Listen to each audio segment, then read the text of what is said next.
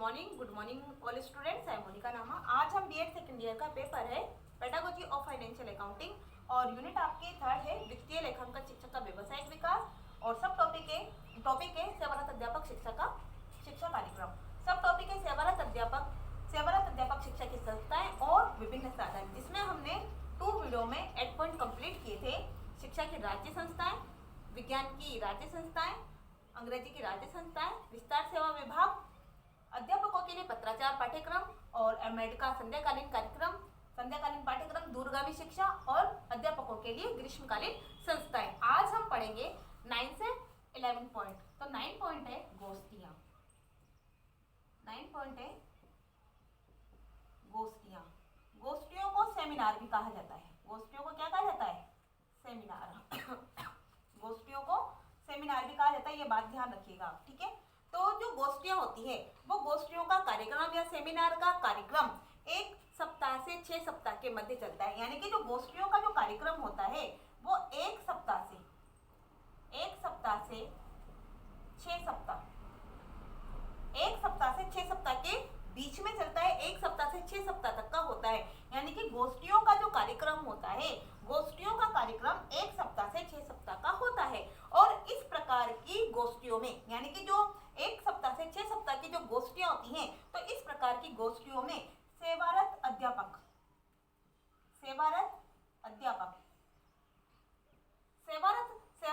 अध्यापकों के प्रशिक्षण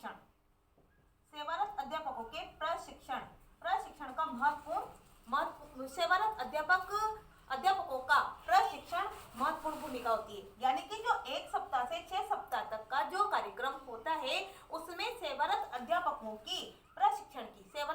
के प्रशिक्षण की महत्वपूर्ण भूमिका होती है। क्यों होती है महत्वपूर्ण भूमिका? क्योंकि इसमें सामान्य समस्याओं पर विचार करने के लिए, जो अध्यापकों की जो सामान्य समस्या होती है, सामान्य समस्याओं पर विचार करने के लिए,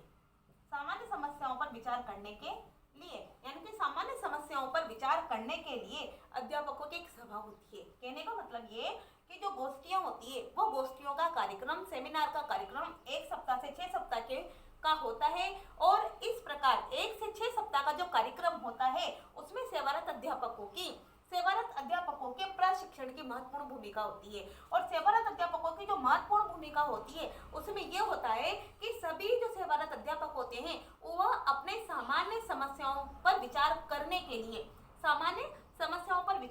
के लिए अध्यापकों की एक सभा होती है। यानी कि सभी अध्यापक सामान्य समस्याओं पर विचार करते हैं और सामान्य समस्याओं पर विचार करके एक सभा होती है और सभा के दौरान ही सामान्य समस्याओं पर विचार किया जाता है। साथ में ये होता है कि सेमिनार के माध्यम से या गोष्ठियों के माध्यम से जो अध्यापकों का जो ज्ञान होता है और उनके जो अनुभव होते हैं उनको सामूहिक प्रयत्नों से एकत्रित किया जाता है, सामूहिक प्रयत्नों से इकट्ठा किया जाता है। कहने का मतलब ये होता है कि जो सामान्य समस्याओं पर जो विचार होता है या सेवारत अध्यापकों की जो सामान्य समस्याएं होती है उन पर एक सभा होती है और वो सभा के सभी सेवारत अध्यापक मिलकर अपने ज्ञान से, अपने अनुभव से उन समस्याओं पर विचार करते हैं और उसका समाधान निकालते हैं। इसलिए गोष्ठियों का आयोजन भी किया जाता है। नेक्स्ट है व्यावसायिक साहित्य। 10 है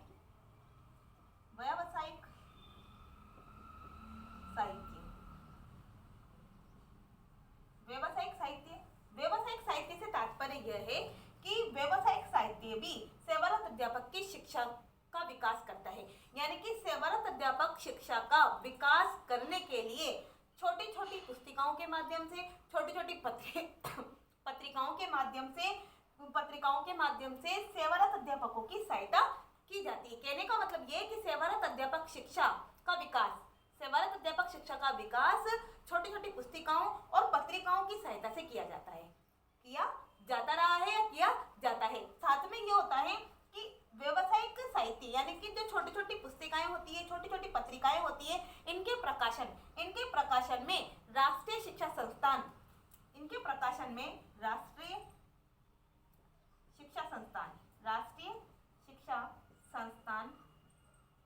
भारत सरकार, राष्ट्रीय संस्थान भारत सरकार, राष्ट्रीय शिक्षा संस्थान भारत सरकार के शिक्षा मंत्रालय, भारत सरकार के शिक्षा मंत्रालय, भारत सरकार के शिक्षा मंत्रालय के द्वारा, साथ में राज्य शिक्षा के विभिन्न विभागों के द्वारा और अन्य संस्थाओं के द्वारा व्यावसायिक साहित्य की पुस्तक पत्रिकाओं के माध्यम से अध्यापक शिक्षा का विकास किया जाता है। यानी कि अध्यापक शिक्षा का विकास व्यावसायिक साहित्य के माध्यम से छोटी छोटी पुस्तिकाओं और प्रकाशन की सहायता से, साथ में छोटी छोटी पुस्तिकाओं और प्रकाशन से इस प्रकार से किया जाता है जो राष्ट्रीय शिक्षा संस्थान भारत सरकार का शिक्षा मंत्रालय और राज्य शिक्षा के विभिन्न विभागों के माध्यम से और अन्य संस्थाओं के द्वारा इन सेवारत अध्यापक शिक्षा का विकास किया जाता है। नेक्स्ट है रिफ्रेशर पाठ्यक्रम।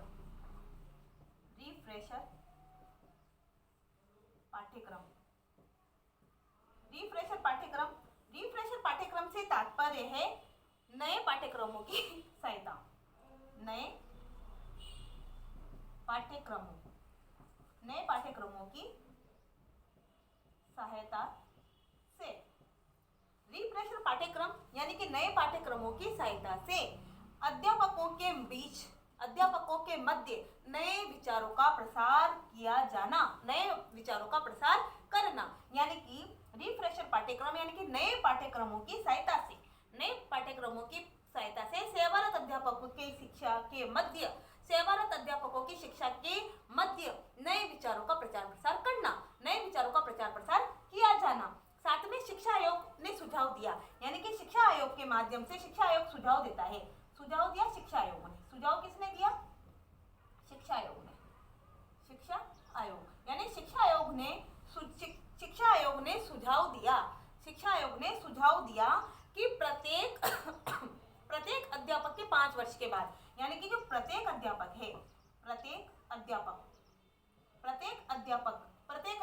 को 5 वर्ष के बाद, कितने वर्ष के बाद? 5 वर्ष के बाद, प्रत्येक अध्यापक को 5 वर्ष के बाद 3 माह की, प्रत्येक अध्यापक को 5 वर्ष के बाद 3 माह के लिए आवश्यक रूप से रिफ्रेशर पाठ्यक्रम की व्यवस्था की जानी चाहिए। यानी कि कहने का मतलब ये कि शिक्षा आयोग ने सुझाव दिया कि प्रत्येक अध्यापक के 5 वर्ष के बाद, प्रत्येक अध्यापक के 5 वर्ष के बाद 3 माह के लिए आवश्यक रूप से रिफ्रेशर पाठ्यक्रम की उसके लिए व्यवस्था की जाए, रिफ्रेशर पाठ्यक्रम की व्यवस्था की जाए। साथ में क्षेत्रीय विद्यालय ने इस क्षेत्र में, यानी कि रिफ्रेशर पाठ्यक्रम के लिए क्षेत्रीय विद्यालय ने महत्वपूर्ण योगदान दिया।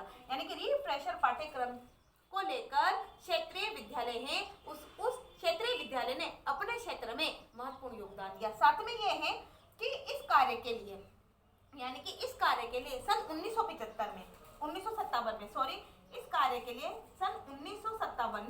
1957 में भारतीय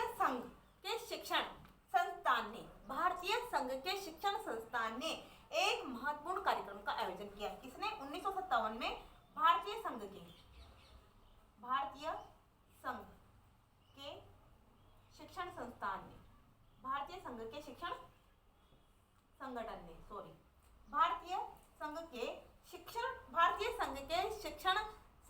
ने एक महत्वपूर्ण कार्यक्रम का आयोजन किया, जिसमें कहा गया कि जो रिफ्रेशर पाठ्यक्रम है वो रिफ्रेशर पाठ्यक्रम के शिक्षण कार्य के लिए प्रशिक्षण महाविद्यालयों के अध्यापकों तथा अनुभवी प्रधानाध्यापकों, प्राचार्यों की सेवाएं लेनी चाहिए। कहने का मतलब ये है कि रिफ्रेशर पाठ्यक्रम के लिए 1957 में भारतीय संघ के शिक्षण संगठन ने एक महत्वपूर्ण कार्यक्रम का आयोजन किया और महत्वपूर्ण कार्यक्रम के आयोजन के दौरान इस प्रकार के पाठ्यक्रम के लिए शिक्षण हेतु कहा गया कि प्रशिक्षण महाविद्यालयों के जो अध्यापक होते हैं और जो अनुभवी प्राचार्य और प्रधानाध्यापक होते हैं उनकी सेवा लेनी चाहिए इस रिफ्रेशर पाठ्यक्रम के लिए। ताकि सेवारत अध्यापकों को नए पाठ्यक्रमों की सहायता से नए विचारों का उनमें प्रचार प्रसार किया जा सके और उनकी रिफ्रेशर पाठ्यक्रम के माध्यम से उनका जो ज्ञान है उसके ज्ञान में और अधिक वृद्धि की जा सके। ये रिफ्रेशर पाठ्यक्रम का योगदान इस प्रकार से दिया गया। ये 3 पॉइंट कंप्लीट हुए। नमस्कार, धन्यवाद।